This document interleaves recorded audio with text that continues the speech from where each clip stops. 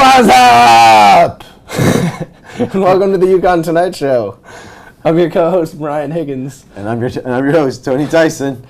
And here's what's new in the news this week. U.S. Judge Kimberly J. Mueller announced her decision to keep marijuana on a classification list of the most dangerous drugs, but that's only because she wants people to stop getting high and making fun of her independent movie. Former New England Patriots tight end Aaron Hernandez has been found guilty of murder and sentenced to life in prison without parole. Hernandez says this time in prison will really give him a chance to reflect on his life, his choices, and the other two murders he's currently on trial for. Scientists have determined that the knuckle cracking sound actually comes from a bubble forming in the fluid within the knuckle joint when the bones separate, said one scientist. Looks like our job is done here. A Turkish mayor is being sued for spending most of his town's budget on a 20-foot-tall robot statue. In response to criticism, the mayor has replied simply, "Respect the robot." Actually, we're getting word now that man has become the new president of Turkey. Long live robot. A new Belgian brewing company have teamed up to create a salted caramel brownie ice cream beer. So, Mom, if you're wondering, that's where all my money went.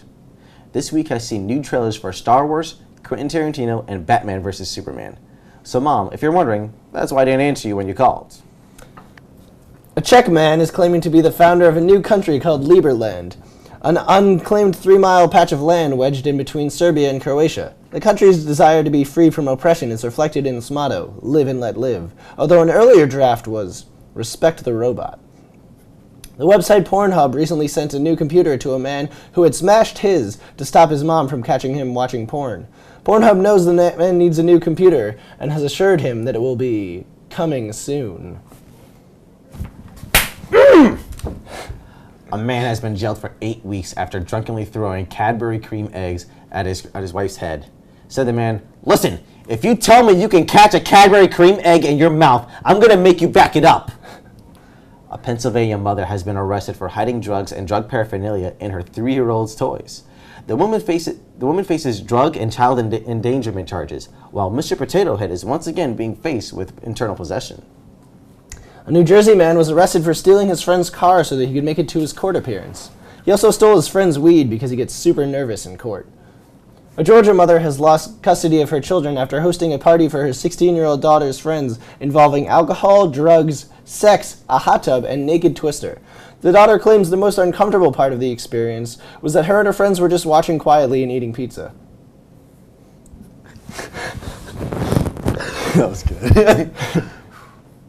A British man who accidentally sent a video of himself having sex with a dog to his girlfriend will have to register as a sex offender for the next 7 years. The man says the worst part of all was that his girlfriend found out he was cheating on her with another dog. A Florida man wearing a shirt that says, "I have drugs," has been arrested on drug possession charges. The man made sure to wear his best "I'm super guilty" shirt to his court appearance. An Indiana man wanted for the shooting of 5 people has informed police that he will turn himself in next week and that he just wants to chill this weekend. Said police, "Tell me about it. I've got a couch with my name on it. TGIF, right?" At press time, the police and the suspect were looking to, quote, "get really high and just watch Lord of the Rings all day." An online ad promising legit counterfeit money has led to the arrest of a Florida man. The man has already posted bail in the sum of $400 billion. Ex-Man vs. Food star Adam Rickman has recently become a vegan. In other news, Mike Tyson has become a Buddhist monk, and Ron Jeremy has his own children's show. I'd watch that.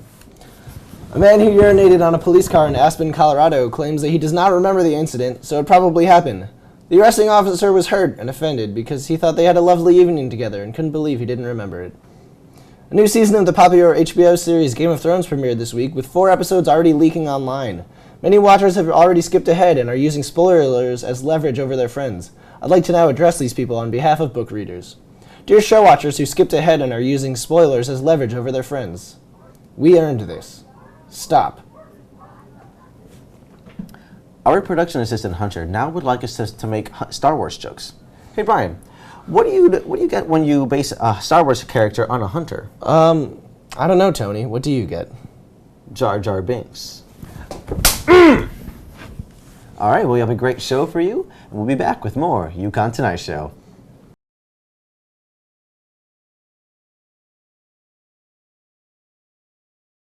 But rock along with us. You guys know the song. Come in here, jam out.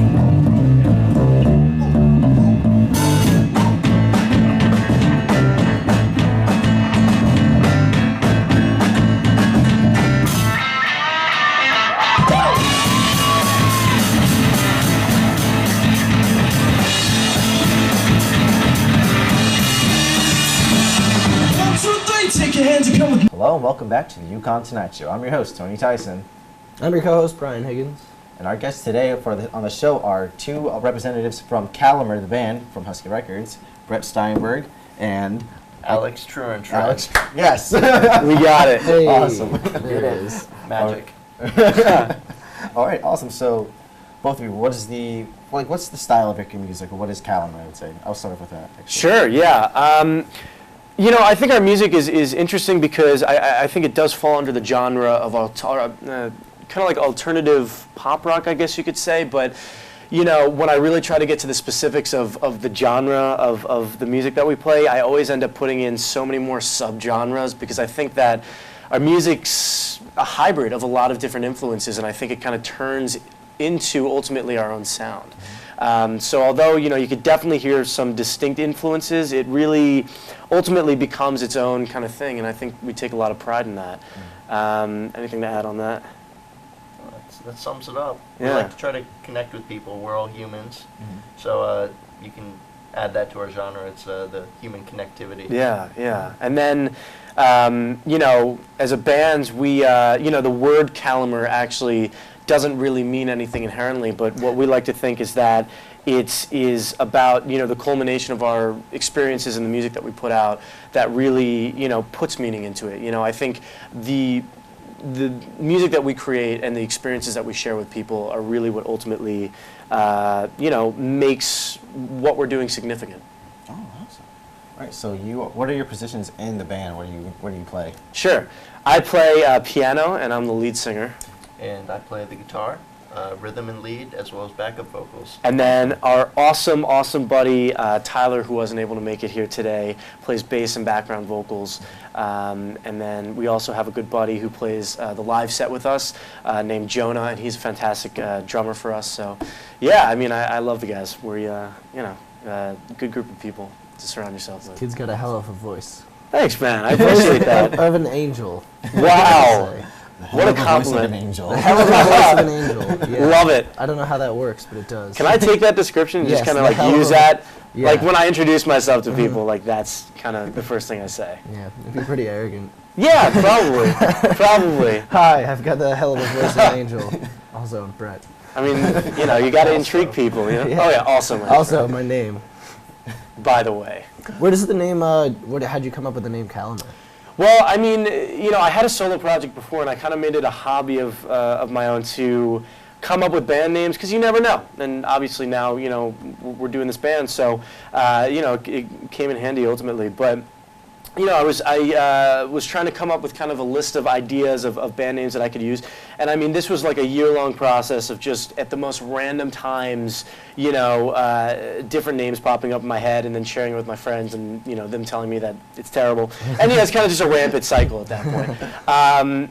And so I kind of got fed up because there's so many band names out there. I mean, you know, one of the, at least arguably the most successful band in the world, you know, historically speaking, the Beatles, I mean, like, they named themselves after a bug that most people are repulsed by. And it's like, I mean, I love the Beatles. I love them, but, like, that just goes to show how few band names are left for people, you know? Like, you know, the easy names like the band has already been taken, so you kind of have to get creative. So I thought, like, we'd kind of just invent our own thing that's not really there. You know, That's cool. and I, you know, I saw an interview with a while ago with Jack Antonoff. I think that's how you pronounce his last name. And he's the guitarist for Fun. Also has this thing called Bleachers, another project that he's doing. And he was interviewed about you know, what the word meant. And I liked his explanation because it was, you know, it's about the music for him. It's about, you know, what he can create that kind of ultimately gives a meaning to the name. And I think that's exactly what Calamer means to us. That's really good. That's awesome. Thanks, man. So how did the whole band come together? I know they started off as like a hobby of like making band names and whatnot, but how did all of you come collectively together? Sure, yeah. Well, I guess I'll begin the story, and then you can kind of, yeah, 1-2 punch. So Tyler, the bassist, and I were neighbors last year in our dorm, and kind of our first bonding experience, maybe a week into the school year, was through music. He came into my room when I was jamming with a bunch of friends, and we just bonded over music. It was great, and we became best friends. And he started playing a lot of shows with me on the bass during my solo shows, and we felt a really good vibe going on when we were playing together. So we kind of, on and off toyed with the idea of starting a band, but we never really took it seriously until this year, where basically he started playing more shows with me more frequently, under my solo project. And the chemistry was there, and I think it was a good time for us to start the band because we were both really ready to begin it. And I think early on when he started playing solo shows with me, we both weren't really as inspired to start a band as we are now. And so we decided to start a band, and Alex ended up reaching out to me on Facebook really like at the perfect time. I mean, it could not have been more opportune of timing-wise. So I initially met Brett and Tyler at a friend's graduation party. We kind of small talked, and we forgot about each other. A little bit. We forgot about each other, and I saw them in the student union actually. A few months later, about a quarter of a year later, and they were playing an open mic. I was like, these guys are pretty good. And my friend was with me, and she said, "Didn't we meet those guys at Megan's graduation party?" And I was like, we might have. I don't really remember. They weren't that memorable. No, We did link up on Facebook, though, which is the crucial these point guys of are the story. insane at handing out comp cards. Yeah. Like, you heard me? Here's a card. Here's a card. Here's a card. So obviously I got a card as one of their listeners, and I went onto the interwebs, and I connected with him, and I was like, "Hey, I play guitar. You want a guitarist?" We were like, hey, yes, come over immediately so we can jam. And yeah, the chemistry was there. I mean, basically what we did was we just gave you a bunch of chords and you just picked up on it. And, we could see that you were a great musician. And, I think we have similar personalities, but also very different ones. But at the core of it, I think we're all guys who like to collaborate with people musically. And, over the course of being in this band, we've all become much closer friends.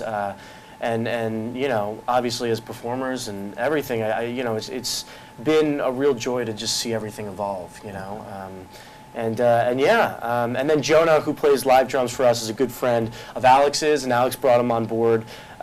He basically had to learn like all of our set in like 2 days before one of the biggest shows that we played so far, and he did it. And we were like, "Wow, you're incredible! Please play more with us." Yeah. And yes, it's been great. There are always going to be roadblocks when trying to pursue something like, a band when you're in college, but I think we all have a very collaborative spirit and really kind of like an unwavering, inspiration to just make it work however we can. That's awesome. Yeah. We have this bell here. So we're going to play Trivia Crack with you, Yes. and you better get it right. 'Cause I'm playing against my brother. Oh boy, the pressure's on. It's a big deal. Well, The category is arts. which This is right up your alley. this is Art. perfect. What did Picasso do with most of his earlier works? Hang on. Burn them, donate them, wear them, or sell them? I really want to say wear them. Burn them. He definitely Burn them? burned them. Totally. Let's see, burn them. Correct! That's He such a burned Picasso them. thing to do. I mean, like, that's so He burned Picasso, you them. know? So That did, we are, get that you, are you question? guys burning your early singles? We're burning them onto CDs. Yes! Guys, Bam, play on words. this is an easy one. Which sport uses terms like love, ace, and set? It's soccer, football, tennis, or polo? I'm going to say polo. No. Wait, no, tennis. Yeah, tennis. Tennis, yeah. Yes, it's tennis. Oh my God. That's right. Wow. That was close. You That was I know, I'm sorry with Right. the polo thing. What was I thinking? Sports. it's sports again. Wow, okay. How many strikes does it take to? Wow, these are the easiest ones. How many strikes does it take to get an out? 3, 3.5, 8, or 2? Definitely 8. No, 3 I'm going to go with. 3. Yeah? Yes, it's 3. Wow. It takes 3 strikes Dude, to this get thing him out. totally knows that we're on TV. All right, Yeah, so there you now go. what we're doing is we're going to which category do you want to try and win? Oh, Sports, man.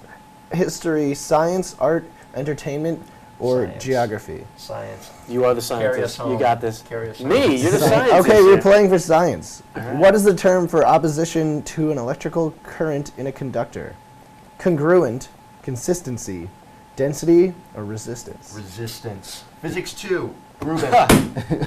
And it's resistance! Oh my God! You guys win absolutely What a win. nothing. Yes. You The can pick up. satisfaction of knowing. You can things. pick up absolutely nothing on your way out of the Perfect. studio. Not even like a pencil or an eraser It's or sponsored by no one. And yeah, enjoy it. It's an honor. Say thank the nobody. Thank you on to my our behalf. sponsor, no one. No one is sponsoring us. We have no sponsors. Fantastic. Thank you, Susan.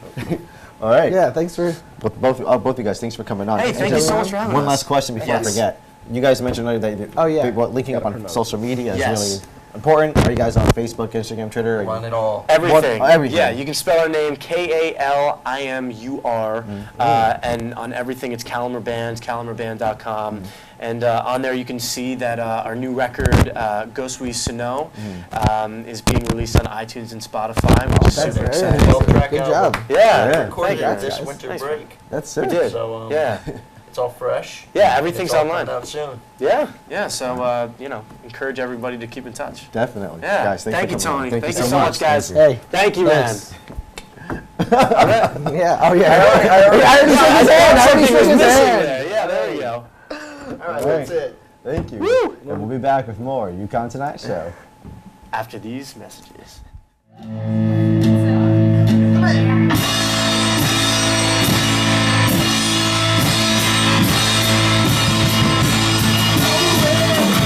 Out here, turning, I see two eyes, baby. I'm here, waiting for you tonight. The house, the hollow nights, trapped in the woods.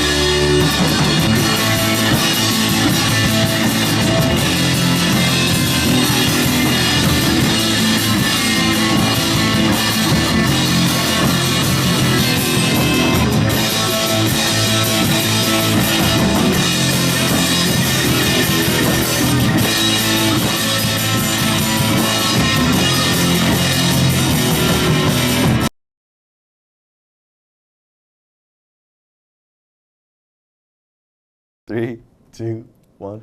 Bum, bum, bum, bum, bum, bum, bum, bum, bum, bum, bum, bum, bum, bum, bum. Welcome to the UConn Tonight Show. I'm your host, Tony Tyson, I'm your co-host Brian Higgins. and our guest today on the show is Professor Stephen Dyson from the Hello. Political Science Department. Thanks for Welcome coming to the on, show. Professor. Hello. All right, Professor, why are you here on the show? What are you here to advertise for us today? I'm here to tell you about my super exciting new book. What's your new exciting book? It's called Otherworldly Politics, Okay. The International Relations of Star Trek, Battlestar Galactica, and Game of Thrones. Awesome. For some reason, Game of Thrones is in my mind just at the moment. There's, I don't know why. You now owe HBO about $100,000 for the licensing rights for that piece of music. Don't worry, our pitch was definitely not right. So Yeah, it was unrecognizable. yeah, it was yeah, we definitely have some legal defense there.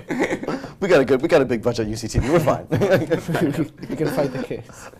So what is it? What is this book about? Otherworldly politics. What is it? What is it about? So it's a book about, well, I teach international politics here at UConn, and I often find that it's incredibly boring, which is a bit of a problem because it's sort of my job to teach that. So I thought maybe I should find a way to talk about it that didn't make me want to poke my eyes out with a knitting needle and slit my wrists. And so I thought, what is more interesting than political science and international politics? Dragons are more interesting. Yes. Yep. And spaceships are more interesting. Very. And robots are more interesting. Yes. So how can I write about dragons, spaceships, and robots and still pretend like I'm doing my job? And so here's the book. Hey, congratulations! Thanks very much. You did it. So what would you compare some of today's political issues to as far as Game of Thrones, Star Trek? And So I think Batman? something like Game of Thrones is an excellent place to start because that's a deeply political show. Yeah. And it has a lot of relationships to the history of the monarchy. I mean, I'm from Britain, and Yeah. George R. R. Martin has based it on the War of the Roses. The Lannister-Stark conflict is very clearly the Lancaster-York conflict in the United Kingdom. And it tells you all sorts of things about conflict between different groups, about why groups don't get along with each other. You know, the Starks and the Lannisters, they have all sorts of differences. They have different identities, they have geographical clashes, different interests. You can learn things from Game of Thrones about different types of weapons, like weapons of mass destruction. How does it change an interaction, a conflict interaction, when one side suddenly has an air force, right? There are dragons now. Dragons of mass destruction. And so these are some of the issues I think can be gleaned from just that one show. Yeah, that's so cool. That is awesome. So You should buy the book. where can I buy the book? Actually, You could buy the book in all good booksellers or Amazon.com. All right. $24.95. Very, very cheap. There we go. Yeah. All right. So Buy several copies. definitely buy several copies. Yeah. Are there any other like world events, like you mentioned, like Game of Thrones relates to like the history of the monarchy in England? How do you rate like Star Trek or any other shows? So Star Trek was, my first love in this genre, and I was always fascinated by Star Trek when I was growing up in England in the 1980s. Star Trek, the original series, was always shown on rerun on Wednesdays at 6 p.m. And the Next Generation, which of course had a British captain, Jean-Luc Picard, that was shown immediately afterwards, at 7 p.m. on a Wednesday. And Star Trek was an incredibly political show. If you think about the original version, the Captain Kirk version, that was all about the Cold War, right? You had a sort of idealized American self-image in the Federation that were a sort of liberal democratic society, and they didn't really want to use force. But they existed in this universe, this power politics universe, with other major powers who didn't share their values, like the Klingons, and the Klingons were clearly supposed to be like the Soviet Union, right? They were seen by Americans as warlike and as barbaric and expansionistic, and it was a clear allegory about the Cold War. Okay. That's really that's awesome. So you mentioned that you can buy your book on Amazon. Do you have any other like types of media that people can use to like contact you outside of like obviously your UConn email? But like, are you online or anywhere? I have a Twitter account. Awesome. What is it? It is @SBDyson. So I shouldn't follow the other parody. The interloper? Yes, I wouldn't follow the interloper. There was a person who set up a parody account, when I was teaching a class, and tweeted out lots of things that I may or may not have said, depending on who's watching.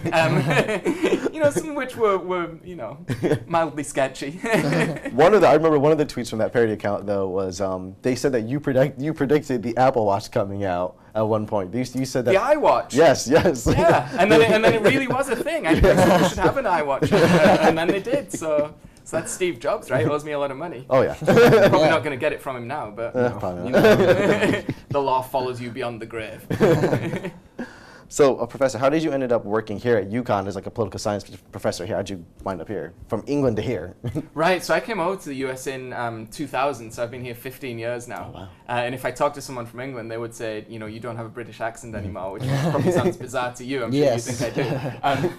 And so, I've been at UConn since 2007, and it's been fantastic. And they're very lucky to have me. Oh, awesome. I'm sorry. I'm very pleased to be here. I definitely mean I'm very lucky to be here. So I get those things it was just a little slip of tongue. Yeah, you get the general idea. That literally went right over my head for a second. I was like, wait a second. Wait a minute.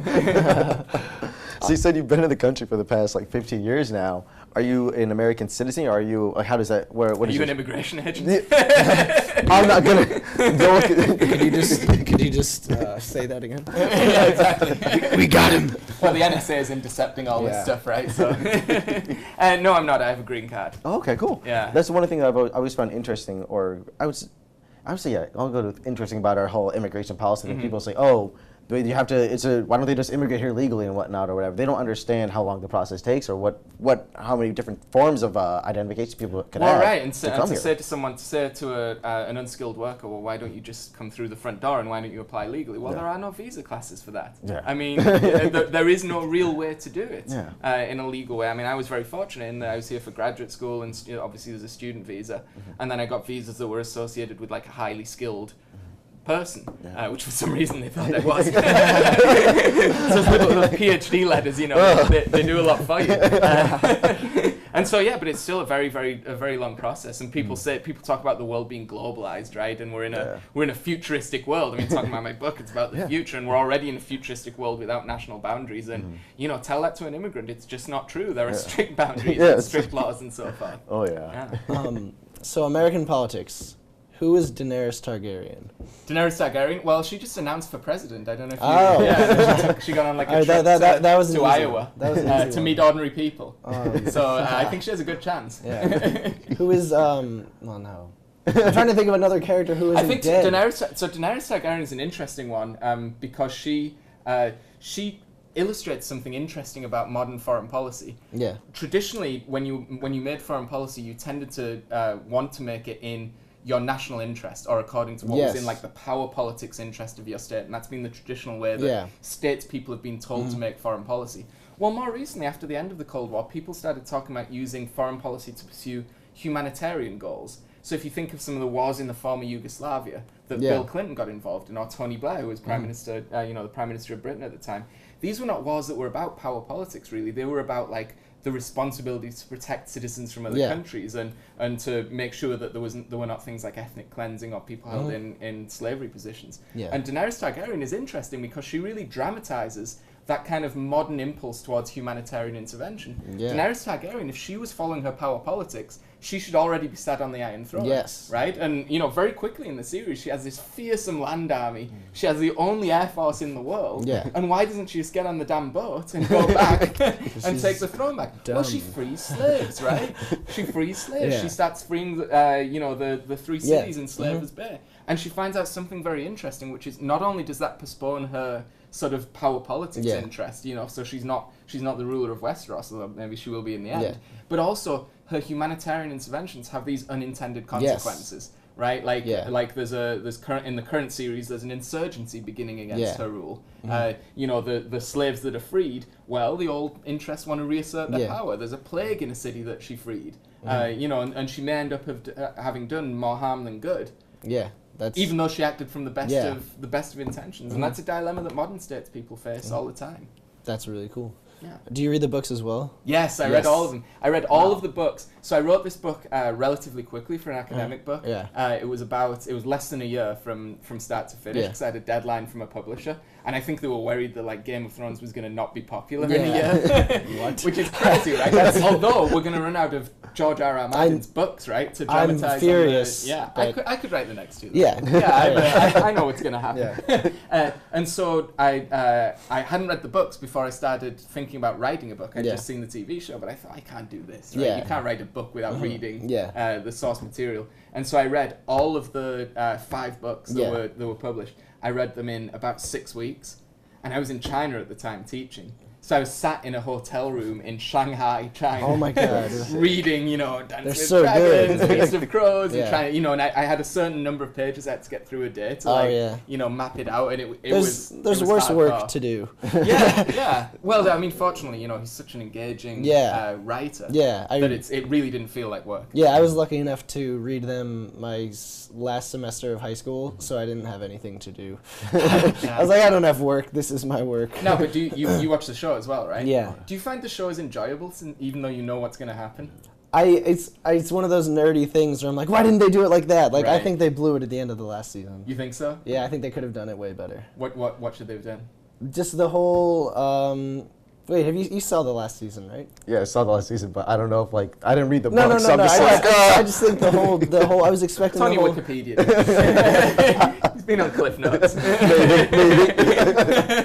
I was expecting the whole Tyrion thing to be like the best thing I've ever seen on TV because it was one of the best things I've ever read. Right. And I was just like, you guys, you blew it.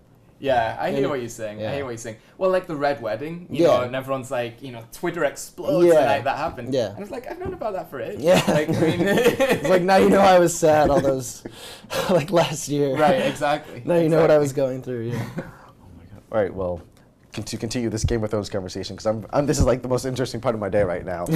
Sorry for people who I interviewed before. That's okay. But if you find this interesting, you might like my book. What's your book again? It's called Otherworldly Politics, the incest relations of Star Trek, Battlestar Galactica, and Game of Thrones. So when's it coming out? It's coming out on June the 15th. June the 15th. How much is it? It's $24.95, which that's not very much money. No, That's not like much at all. Less than a really expensive cup of coffee.